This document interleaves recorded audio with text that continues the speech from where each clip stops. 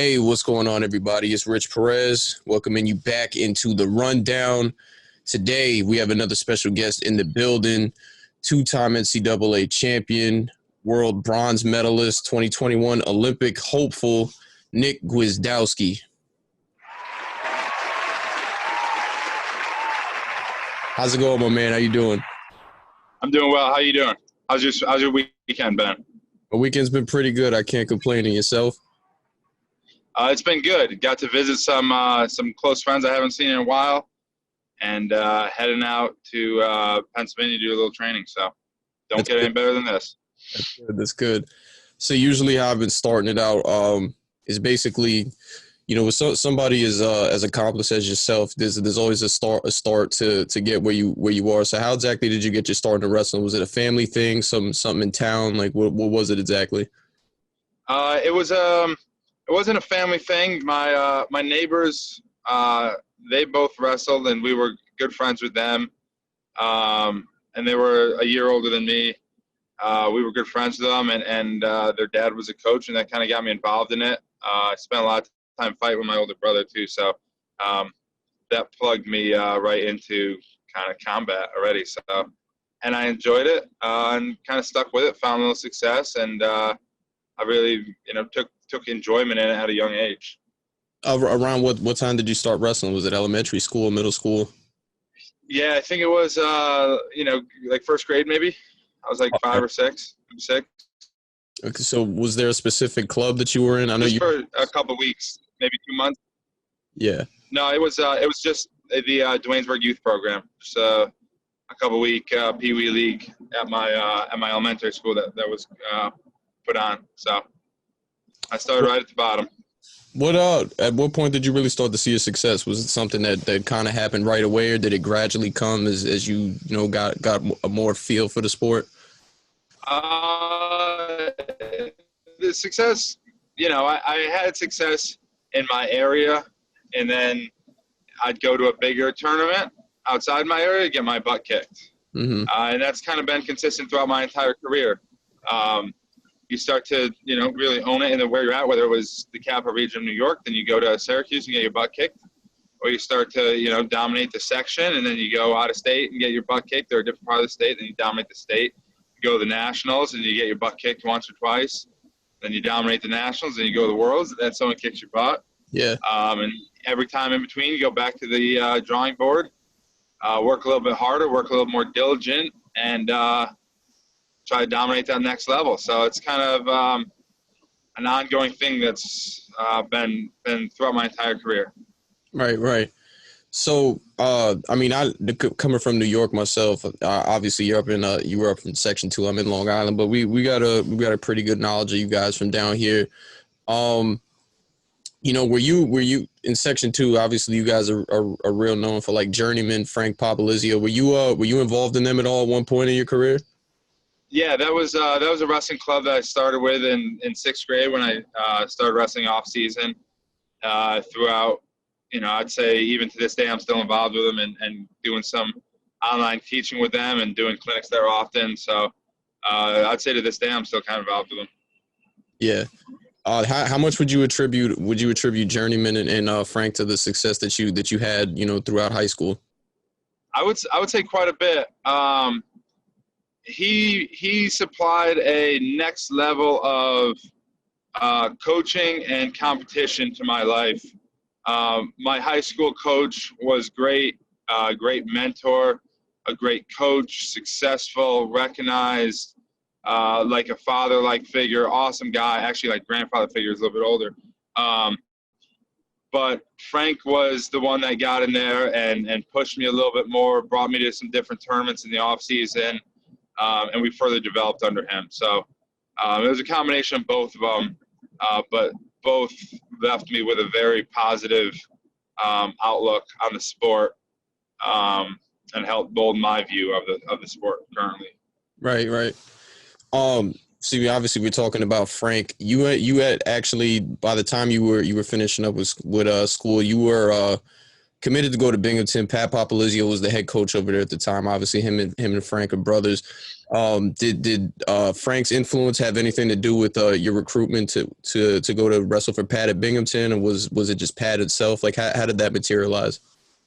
I wouldn't really say it was Frank. You know, I had a whole bunch of schools that I looked at, and that Frank, probably the only thing he said was, you're very high importance to them, and you should think of it as a very valid option. Mm-hmm. And I did, and I looked at other schools, and at the end of the day, things worked out with finances and location and coaching staff. So all three of them worked out, and that's what brought me there. And I wouldn't change it for the world. Right. Well, you mentioned location, obviously coming from Section 2 and everything. You know, some people, when they're going through their recruiting process, they kind of think they want to really do it for like their hometown or their city or something like that when they're going to college. Was that something that was kind of a factor for you as well, aside from like the education part of it? No, I wouldn't say that. I didn't want to be more than I think maybe 6 hours from home. But there's no teams in section 2, and also I wouldn't really say Binghamton Wrestling at that time, or even Binghamton Athletics in general, is something like people follow and cheer for. It's kind of more of an academic school, where that's where a lot of their emphasis is on. So it's not like you're like, yo, I'm from New York, I'm gonna go play at Syracuse, mm-hmm. or I don't know what. Even Long Island, and what are the school you play for if you want to make it big time football? There's not football in Long Island you're playing, right?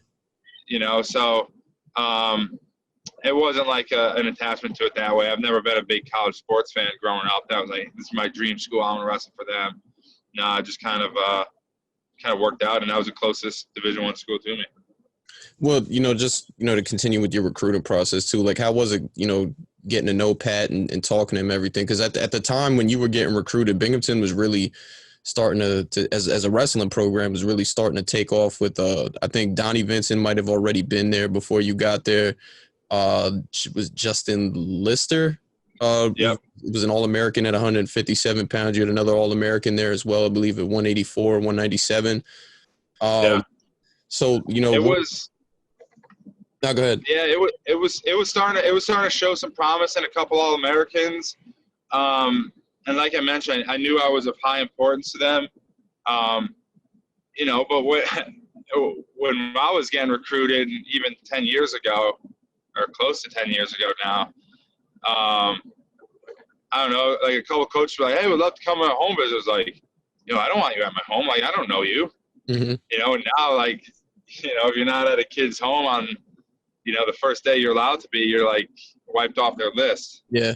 I was never text messaging any coaches. It was, they'd call me once a week, or I'd call them if I had questions and stuff like that. But it's really evolved quite a bit. But I had a positive outlook of it. It's something I've never experienced before, so it was different in that aspect. But I wasn't to the point of coaches showing up at my house. Or there were 2 home visits, but it's not like they were begging to come to my house, or they were coming to high school to meet me or stuff like that. Now, right. But just another thing here too. I know you were a state champ coming out at 215. So was that a conversation that you had with Pat and the staff at the time? Did you know you were going to be a heavyweight, or are you thinking about possibly going 97? Because obviously 215, you're right in the middle there.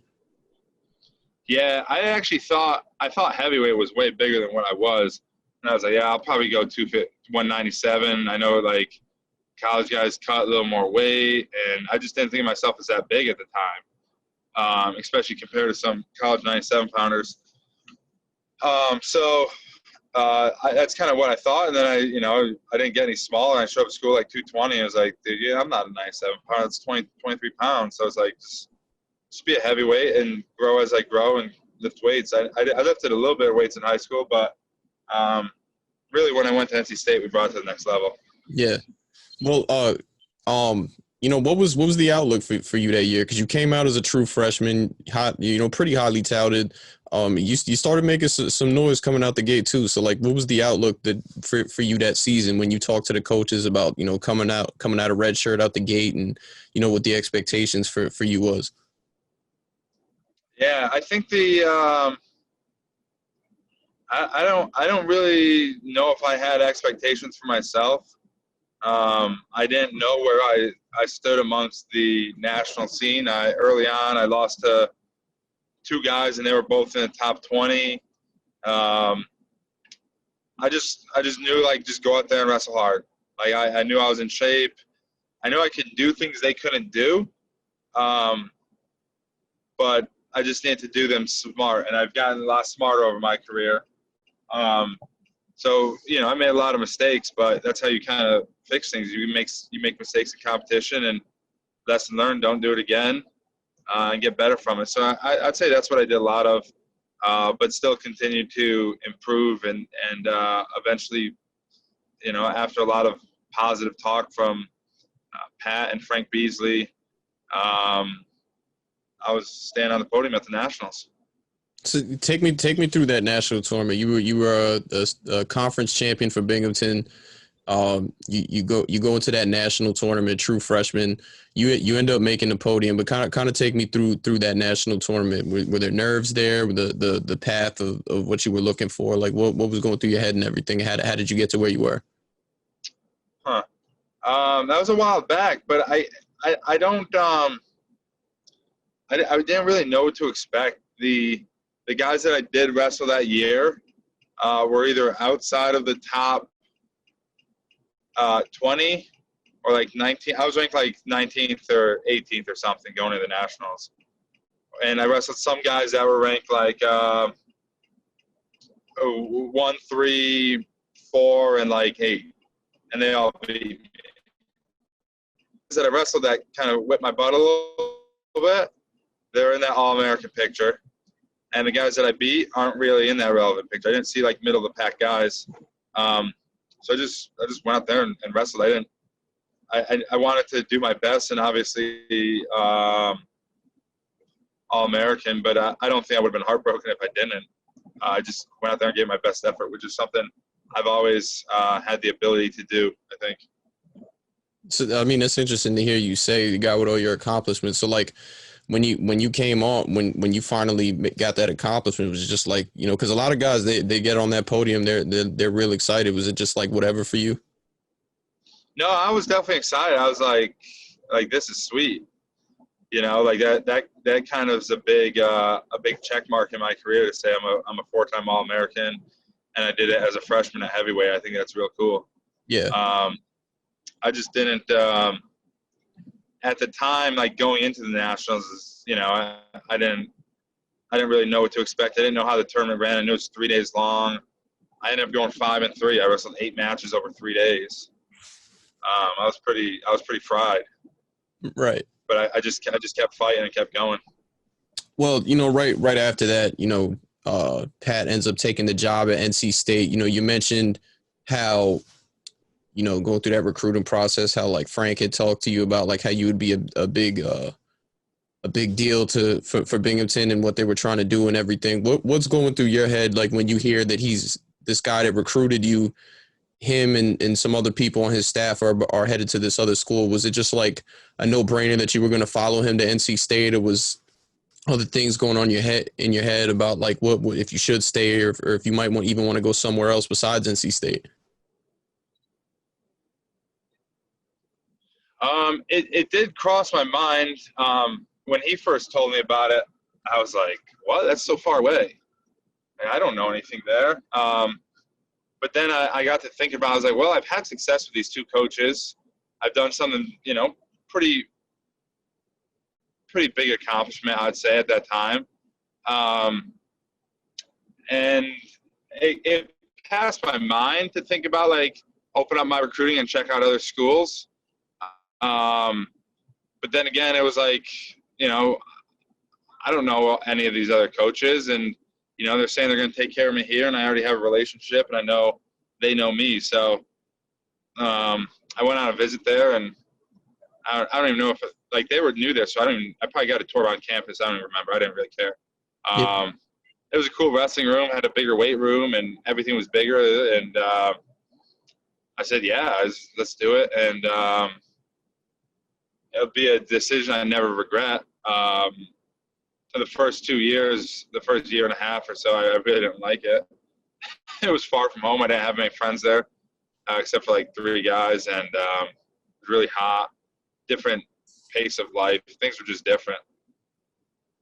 Exactly. What was it that kind of got you through that? Because I've been through that myself as well.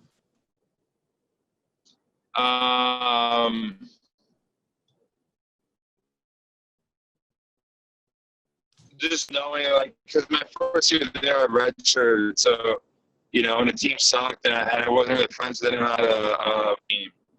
And as they're doing that, I'm part of it too. So it was hard. They really worked us hard. Disagreements with guys on the team. You're away from home. You don't really have. I had like 4 friends. I'm not from North Carolina, so a lot of the kids at NC State, know them, and I lived off campus, so it's not like I lived in dorms with other athletes or anything like that. So it was a bit different. Not really my favorite. I just kind of kept holding on to the thought. Was like, next year I can wrestle, and people are going to know me when I wrestle, because I know I'm going to be good. I know I can either All-American or win the Nationals. The goal was to win the Nationals. And that's how they'll find out about me. And that's how I'll make friends, is through wrestling. Like, oh, yeah, I know him. Or, oh, you so-and-so? I saw the school paper. You guys crush it. So that was kind of what drove me a lot that year. Well, the following year, you're coming off red shirt. You're an All-American prior to that.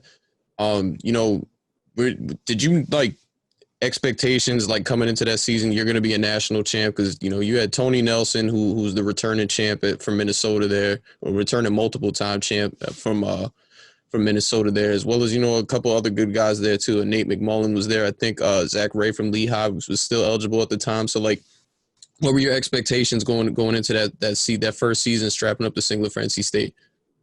Well, that summer I wrestled in the World Team Trials in Stillwater, Oklahoma, and I beat Tony Nelson twice in freestyle matches. So that was a huge boost to my confidence. And given folk styles a little bit different with the referee's position, top and bottom, a lot of the matches on the feet, and so is freestyle, and I dominated him on the feet. So I knew I can take him down, and I knew I can compete with this guy. So going into that year, like, that was, I know I'm there. Like, I can do this. It's not, last when I Binghamton, when I wrestled Nelson, beat me 8-0. So I knew I could hang with the guy. I knew it wasn't like he's going to smoke me. And I was mixed in amongst that group. There were some other results. I think I had 2 losses. I lost to Nelson at the Southern Scuffle, like 1-0. And I lost to someone else too.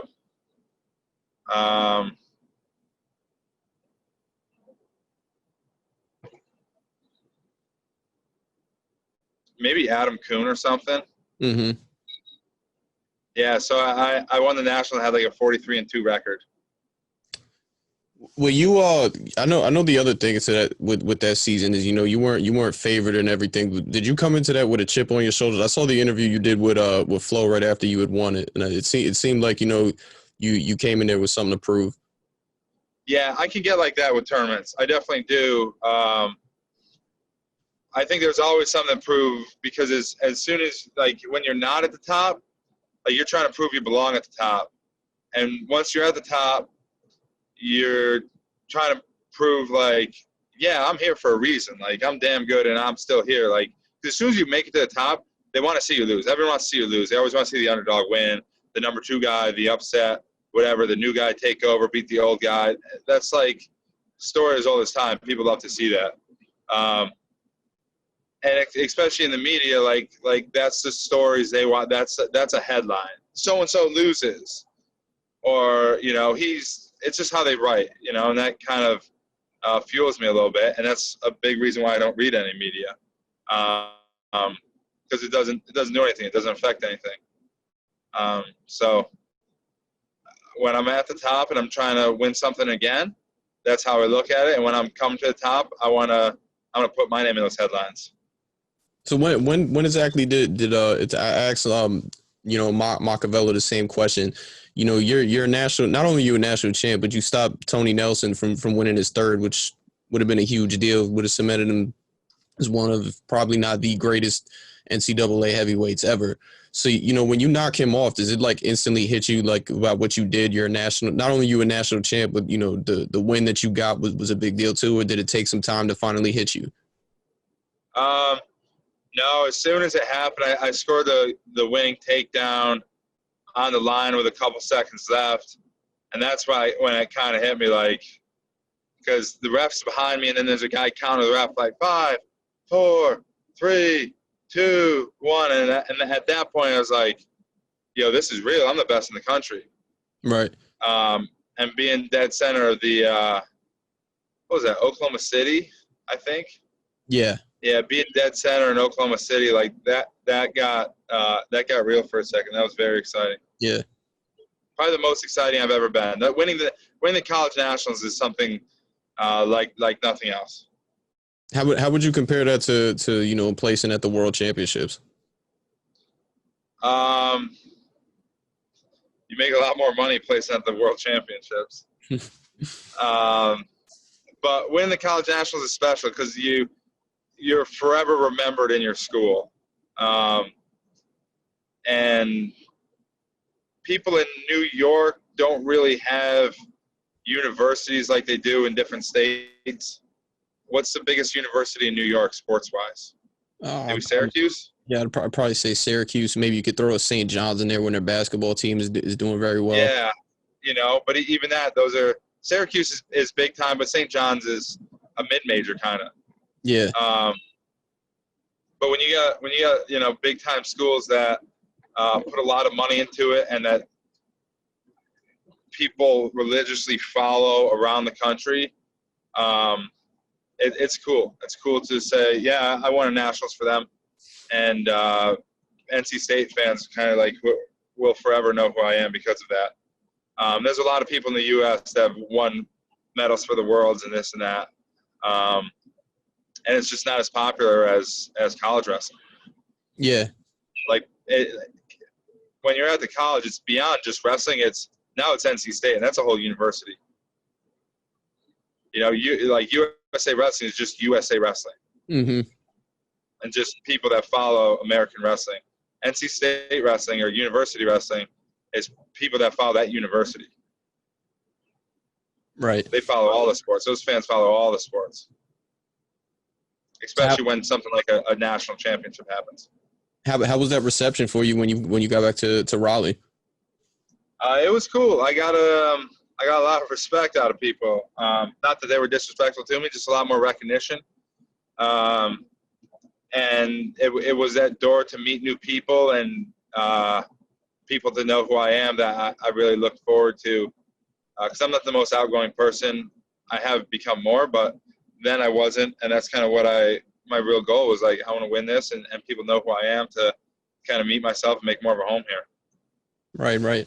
So that following year, you're going in to defend your title. You know, what's the mindset there? It's just the same exact approach as it was the year before. It's like kind of what you were talking about earlier with the media, and, you know, guys wanted to see you to fall now that you're the guy on top. Like, what's the approach there now? Yeah, that's how I look at it a bit. And also, I wasn't the 2015 champ. There was no 2015 champ. Someone needed to be the 2015 champ. So I pursued in that manner. I got caught up my first year. I lost to a 20th ranked Adam Kuhn earlier on in the season. That kind of wakes you up. Like, yo, even if you don't know the guy, he could be good. You got to be ready. Don't go out there sleeping. And I was sharp that year, man. I was on my game, and I trained hard. I was well prepared. I was very lucky, blessed, worked hard for it, whatever it may be, to complete an undefeated season. Right. Was there any Like I know we mentioned Adam Kuhn a couple times there. Obviously Mike McMullen as well. But like, what were those guys to you competition wise? Were those guys that kind of kept you on your feet at all times, or was it just kind of smooth Yeah. sailing for you? No, you gotta understand. Like when you're at the top, or when you previously won something, people throw the kitchen sink at you. Like they try their hardest. So once I started to understand that and really be ready for that, it made me far more prepared and made me sharper too. So when I know I'm stepping on the mat, I'm expecting this guy to throw everything he's got at me. So that makes me have to show up with everything I got. And I think a lot of times when I show up with everything I have, it just turns out more than they got. Right. Well, that following season, you're going in there to make history. There's not too many heavyweights in the last couple of decades who were 3-time national champs. You stopped Tony Nelson from doing it your sophomore year. So you're coming in as a big deal there. At the time, like obviously Adam Kuhn is still there. Was it just kind of the same? And this is pre Schneider, the pre Schneider announcement. Like what was the approach for that season pre announcement that Schneider was coming out of redshirt that Schneider was going to come out of redshirt, and how did that approach change at all when you heard that he was going to come out and be a heavyweight? Kind of the same as before. It was a lot of the same guys actually, and then I just had to continue to improve and be ready. I wouldn't say be ready, just continue to improve and be ready for competition every time I went out there. So eventually, when that announcement happened, I was like, oh, okay, this is different now. This is a very, very accomplished wrestler. At that time, he was Olympic champ, right? So we prepared as we needed to. Was he Olympic champ? No, he's world champ. He didn't win the Olympics yet. This was the season going into the Olympics. Yeah, so we prepared well. I was confident going into the match because I've trained with him before, but I also know like this isn't freestyle wrestling, and I'm not as the same size as him. I'm bigger than him, and this is folk style wrestling, and I'm pretty good at it. So with that being said, we had a hell of a match in the final, and I don't think I held anything back. I've never watched a match. I didn't feel like I did. I might have made errors, but then again, it's a wrestling match, and you have a sliver of a second to decide what you want to do. So maybe I did make an error, but you can't go back and change those things. Yeah, and I'd say watching that match, I don't think either of you guys held anything back. That was probably one of, if not the most entertaining heavyweight matches I'd ever seen. And I'm not even too sure if at the time they were doing the order of the finals back then, but if they were, like, I don't see why anybody would have had a problem with ending at heavyweight there. Yeah, no, I think we did end. I think they did. They might have voted, and that was the main event. Yeah, so that's kind of cool too. So main event in Madison Square Garden, sold out Madison Square Garden. Yeah, and it makes sense to a heavyweight bout for a championship at MSG. That definitely gets everybody riled up.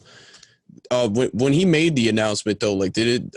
I wanted to get into that just a little more. Like, how did that make you feel as a competitor? Like, were you amped up to be able to get a chance to wrestle this guy? I know you said you trained with him before, but never an actual match, right?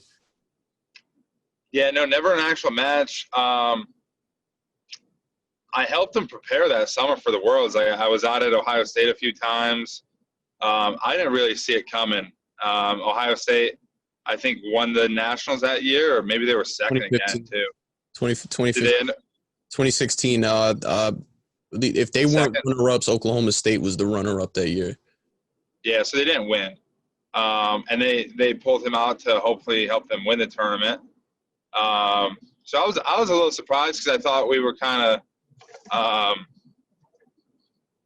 don't want to say cool, but it was like, oh, I was helping this guy prepare. I thought you were redshirt. I thought I don't know. It's just kind of how it goes, and it's business. And then I heard the announcement. My coaches heard it, and they were like, yeah, we'll figure this out. Don't worry about it. And we did. I'm not going to say we like we 100% figured out, but I'd say I showed up prepared, and that's all you can do. Like everyone loses, Yeah. so it's like it happens, and unfortunately for me, it was the last match of my college career, but I had 88 straight ones in between there, so I'm not going to cry about it. Yeah. But I mean, I know it's not the results you wanted, but like with that match, like, do you feel that helped shape you as a competitor moving forward to the international level? Probably in some ways. And knowing that I really have the abilities to go toe to toe with some of the best competitors, and probably I'd say he might be one of the best competitors in American history. Yeah.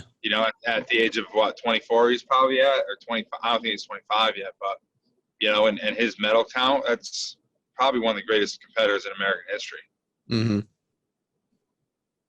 Yeah, I'd say both him and Jordan Burroughs, they've been pretty impeccable. And you coming out the gate of college wrestling, you're already a big deal being a multiple time champ. You're a 4-time All-American, 3-time finalist. How was it finally breaking out onto that international scene post college? Obviously you had Tony Nelson there again. Zach Ray, I believe, was the guy that was holding that spot down. Like, what were the what was the goals for you coming in now? When I entered the international stage, it was win it, just be the guy. I knew I was like fourth for the last 4 years before then. All through college, when I'd go to the World Team Trials, I was fourth place. So I knew once I committed full time to that, the option was only win. The only option was go to the World Championships. I had so many close matches to those guys, just wrestling freestyle for the 2-3 months before the trials. So when I put in a full year, it was the goal was only to win. But some, I think I've seen Kyle Day kind of argue this a lot whenever he's back at 74 kilos as he is now against Burroughs. Are you one of those guys that's in favor of you win the U.S. Open, or you're a returning medalist, you get that wrestle off at the end of whoever wins the trials, or would you rather see both guys get through it and then have to go out at battle it out right afterwards?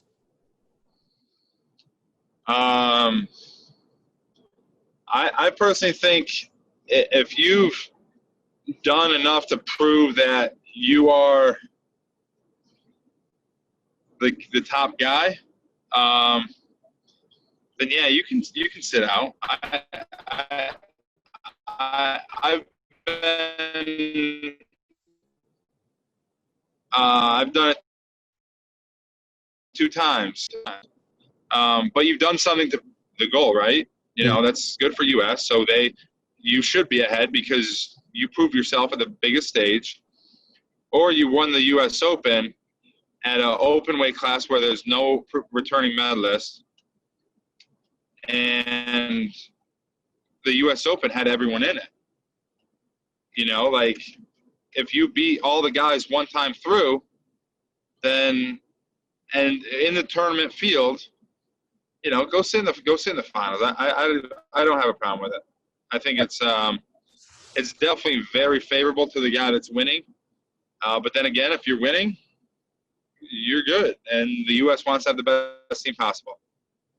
When you talk about the best team, I think since you really emerged as the guy on that team, the U.S. men's freestyle team has had its best years since that time. Like, how do you feel like that's kind of like, what do you feel like has kind of been the difference in, the teams that you guys have fielded the last couple of years as opposed to the teams that have been in the past? You guys have, won the world championships as a team. You've had success there as a heavyweight, something that we haven't really gotten a chance to see before you. So like, it's exactly like what's been the change there that's been able to have the success emerge from you guys as individuals and as a team?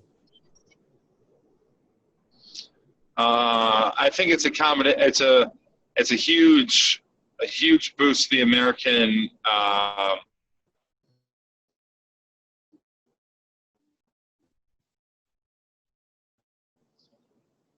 universities They pay us, they coach us, they help build us. They do a huge part of it, not just through our college days, but day to day. I'm at NC State University training with Adam Hall and Donnie Vincent. Kyle Dake is at Cornell University training with Rob Cole and Mike Gray and Damian Hahn every day, or when those coaches were there. Jordan Burroughs, have you ever seen him wrestle without Mark Manning or Brian Snyder in his corner? Nope, never. No. Same thing. The guys that are winning those medals and going out there and doing it, minus Jaden. Jaden's the only guy that trains at the Olympic Training Center, and he's phenomenal. But the guys going out there and making those teams and winning those medals, minus Jaden, are all coached at home by our university coaches. So they're taking the extra time. They're putting in that extra work. I think the coaches in USA are more of kind of like associates, consultants. I'll definitely use them as coaches. I think they're great coaches, but the amount of contact is it is what it is. I see them by 5 weeks of the year at training camps. Maybe 6 if we go to the World Championships. But the other guys I see, 45 weeks of the year. So, and then when we have training camp, it's not individualized. My workouts at home are individualized between 3 people, myself, Tommy Gann, or Mike Mock. So it's like, all right, those coaches know me very well. They see my stuff on the day. So I think that's been a huge build, and I think that's been created in 2009 or 2000, maybe 2009 when RTCs kind of really started, in 2010 and 2011, 2012. Yeah. And those have made the difference. Well, can you kind of take me into that when you guys finally did break through to win that team title at the World Championships? Like, what was the aura around the team and everything? You guys came in there, believing that you could win it, or did you know it was going to be tight with you and Russia? Like, how did that go, and what was it like finally being able to have that success as a team? I don't know if we really went into it thinking about winning. We just, really knew we all had to go out there and do what we do at our best level. And we were rolling. The first 5 weights did great. I won a medal. I think Joe Cologne won a medal. Gilman was silver. So coming out of the first day with, I forget, maybe Jaden won a medal too. So you come out of the first day and you got 4 medals. Like, your team's in the hunt. Like, that's real. And that's, to a country like Russia, that's normal. That was probably one of our, that's been our best year. And going into the second day, just keeping track of it was like, we were right there with them back and forth. We were winning matches. They were winning matches. We'd catch some breaks. They'd catch some breaks. And yeah, it came down to that Snyder and Sajalev round 1. Phenomenal match. And that put us through. And when you look at the scheme of things, that's a huge accomplishment in terms of wrestling fans and people that know wrestling and saying, wow, that team beat Russia. Russia's cream of the crop in wrestling. How would you say you guys stacked up against like the other, U.S. teams of the past? USA Wrestling was, I'd probably say the golden age is really like late 80s throughout the 90s, and, kind of fell off a little bit after that. Like, how do you guys feel like you stacked up as a team against, those teams of the past? And that'd be tough. You'd have to go and look weight by weight. Those guys 30 years later, they're legends. So it's like, I'd be wrestling a 13-time medalist and someone like Bruce Bumgarner. I got 2 medals. I think I'm pretty good, but that guy's the greatest of them all. And then you imagine someone like Jordan Burroughs wrestling someone like Kenny Monday. Look at that match. Jeez. So I think the sport's changed a lot since then, but at the same time, accomplishments, those are phenomenal teams. I think the last time we won it was in 95 and then 2017. So Yeah, extremely big deal. With everything going on right now, obviously, you were looking forward to representing the U.S. in the Olympics again. But with everything going on right now, the Olympics have been pushed back a year. How has it been like, trying to maneuver through all this with your training situation? Has it been a little bit of the same, or I know Tommy and Micah said they're kind of like training out of a garage right now. Like, how's it been for you throughout this time? We've spent some time in a garage. Now we're in a hotel. I'm usually one to bitch about my training environment, whether it's, too hot in the room or, there's not enough space. I've learned to become far more flexible. That's the only option I have. So I'm proud of myself in those aspects. We've been doing diligent work. We've been working hard. We've been focused. We haven't just been running circles. I think we've been getting good things done. So same thing with my lifting. I figured out a way to get weights, get a rack, be safe, continue training, get stronger. So it's definitely taken some flexibility out of all of us, coaches included, athletes, coaches, the great donations of supporters that make it all possible. But it's been challenging, but it's been fun. Well, I mean, Flo just pulled off that amazing card with Kyle Dake and Frank Chamizo a little, probably, what was that, like 2 weeks ago now? Is there anything coming up for you that you're gearing up for? Is it just going to be training? Yeah, August 30th, Wrestling Underground, presented by Chael Sonnen, is kicking off. It's the first event they're doing. Myself and Kyvan Gadsden are headlining the event. It's a little bit different. It's a no fans, streaming only on UFC Fight Pass, and it will take place in a cage. So essentially a wrestling match in a cage. Should be fun. I'm looking forward to it.